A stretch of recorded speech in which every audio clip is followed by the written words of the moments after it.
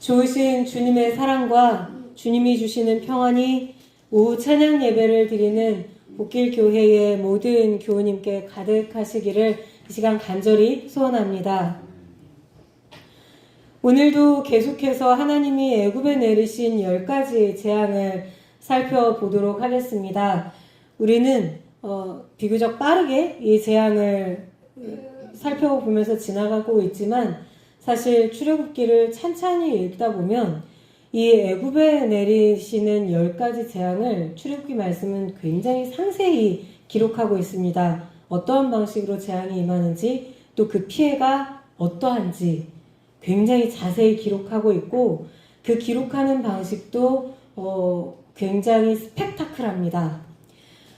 그래서 왜냐하면 이 10가지 재앙으로부터 이제 모든 일이 시작되기 때문이죠. 그렇지만 우리는 이제 전체적인 모습만 한번 훑어보면서 지나가도록 하겠습니다.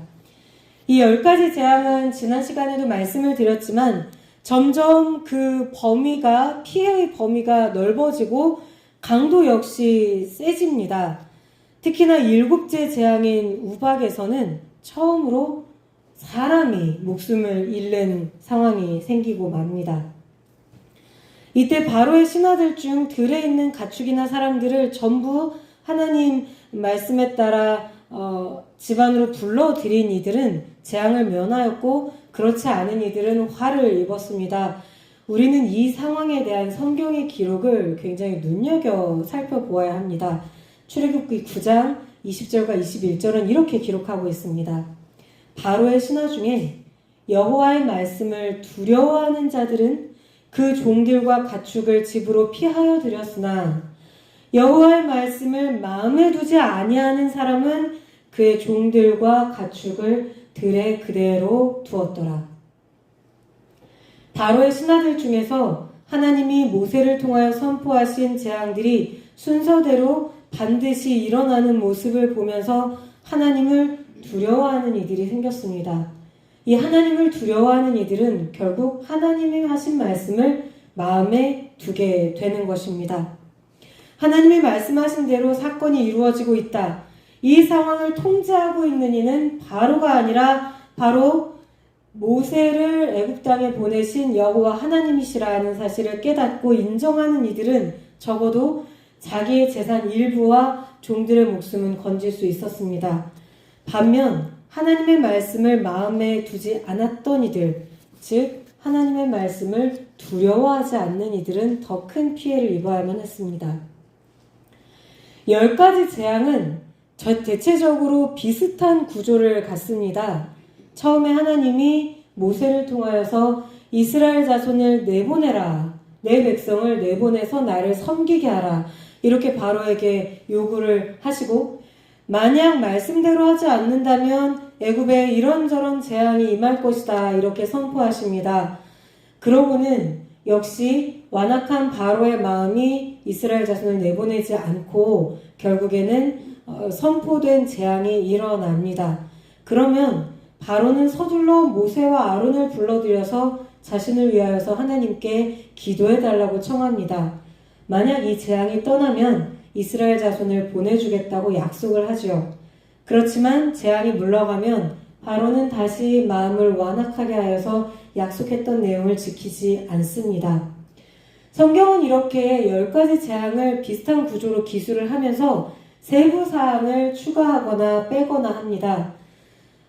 살펴보면 첫째 재앙인 티끌이 2로 변하는 재앙부터는 바로의 술사들이 더는 이 모세와 아론이 내리는 하나님의 심판을 따라하지 못하고 이 일들은 하나님의 권능에 의해 일어나는 것입니다. 이렇게 인정을 하고 말았습니다.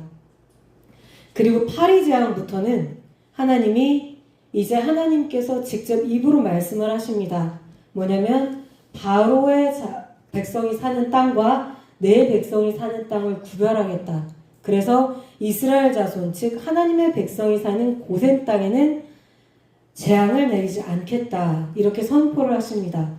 그리고 우박이 내리는 7째 재앙부터 다음에 이어지는 메뚜기 재앙까지 성경은 하나의 세부 사항을 더 기록합니다. 출애굽기 9장 24절은 이렇게 기록하고 있습니다.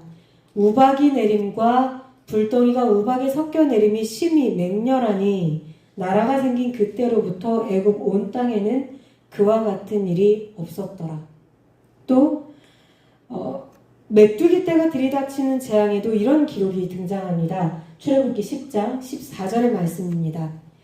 메뚜기가 애굽 온 땅에 이르러 그 지방에 내림에 그 피해가 심하니 이런 메뚜기는 전에도 없었고 후에도 없을 것이라. 우박에 불이 섞여 내리는 재앙이 그 이전에 있었을 턱이 없으니까 이는 단순한 자연재해가 아니고 어떤 초월적인 존재, 그것도 애굽의 어느 신들보다도 더 강력한 존재에 의하여 일어난 심판이라는 점을 분명히 성경이 기록해서 알려주는 것입니다. 메뚜기 떼 역시 그 규모 면에서 볼 때 엄청난 것이 되리라는 말씀입니다. 하나님이 애굽에 내리시는 재앙이 이처럼 전무후무한 심판이라는 뜻입니다. 그리고 이 심판을 내리시는 그분이 여호와 하나님이시라는 것을 반드시 기억해야 한다는 사실을 이 말씀을 읽는 사람들에게 가르쳐주고자 함이죠. 반면 10가지 재앙이 순서대로 거듭되는 중에도 절대 변하지 않는 것이 하나 있습니다. 두 가지가 있는데 그 하나는 애굽 왕 바로의 마음이 점점 더 완악하고 완고하게 된다는 점입니다. 바로는 요술사들이 애굽에서 일어나고 있는 일들이 하나님의 권능에 의한 것이라고 자신들의 입으로 말하여도 전혀 그 말을 주의 깊게 듣지 않습니다. 애굽 사람들의 가축에 전염병이 돌아서 그 가축들이 많이 죽었을 때 바로는 어떤 행동을 하냐면 사람을 몰래 고센 땅으로 보냅니다. 정말 하나님이 말씀하신 대로 고센 땅에 사는 이스라엘 자손의 가축은 안 죽었는가, 이것을 확인해 보기 위해서 몰래 사람을 고센 땅에 보냅니다. 그렇게 해서 고센 땅에 사는 가축은 죽지 않았다는 사실을 자신의 눈으로 직접 확인을 합니다. 그랬음에도 불구하고 바로는 그 완악한 마음을 바꾸지 않았습니다. 또 하나 절대 변하지 않는 기록 한 가지는 바로가 하나님과 계속해서 흥정을 시도한다는 점입니다. 개구리 재앙 때는 모세더러 기도를 요청하면서 이스라엘 자손을 보내어 하나님께 제사를 드릴 수 있게 해주겠다고 하더니 파리 때 재앙 때는 나가지 말고 이번에는 애굽 땅 내에서 하나님을 섬기면 어떻겠느냐, 이렇게 제안을 합니다. 이제 불덩이 섞인 우박을 보고서는 모세더러 다시 기도를 요청하면서 뭐라고 얘기를 하냐면 이스라엘 자손을 보내주겠다고 합니다. 하지만 모세의 기도를 통하여서 재앙이 물러가면 또 그 마음을 완고하게 합니다. 그 다음에 바로는 어떻게 하냐, 이제 다음번 재앙에서도 다음에 자세히 살펴보겠지만 이스라엘 자손을 애굽 땅에서 내보내라는 하나님의 말씀을 온전히 받아들이지 않고 자신의 이익에 맞게 변경하려고 계속해서 시도를 합니다. 이렇게 10가지 재앙을 비슷한 구조로 기록하면서 성경은 또 역시 두 가지 사실을 이 말씀을 통해 보여주고자 합니다. 하나는 무엇이냐면 이스라엘 자손을 노예살이에서 구해내고자 하시는 하나님의 의지는 대단히 확고하며 하나님은 애굽과 이스라엘 자손에게 하나님 같은 분이 계시지 않다, 하나님만이 진정한 신이시다 라고 하는 사실을 반드시 일깨워주고자 한다는 점입니다. 또 하나는 뭐냐면 이 같은 사실을 곧장 깨닫지 못하고 지속적으로 하나님을 시험하던 바로가 이제 점점 파국을 향해 가고 있다고 하는 점을 보여주고자 합니다. 출애굽기 9장 31절과 32절은 이 점에 대해 이렇게 기록을 합니다. 그때 보리는 이삭이 나왔고 삼은 꽃이 피었으므로 삼과 보리가 상하였으나 그러나 밀과 쌀보리는 자라지 아니한 고로 상하지 아니하였더라. 밀과 쌀보리는 아직 자라지 않아서 우박의 피해를 입지 않았다고 하는 이 말씀은 자칫하면 희망의 징조로 보일 수도 있습니다. 애굽이 완전히 망하지는 않으려나 보다. 이렇게 말이죠. 그러나 사실 이 구절은 일종의 복선입니다. 지금까지 하나님께서 애굽 땅에 내리신 재앙을 찬찬히 살펴본 사람이라면 누구나 이런 생각을 합니다. 아직 애굽 땅에 자라날 곡식이 남아있다는 것이 무슨 뜻일까? 과연 이것이 진짜 애굽 땅에 대한 희망의 표시일까? 아니구나.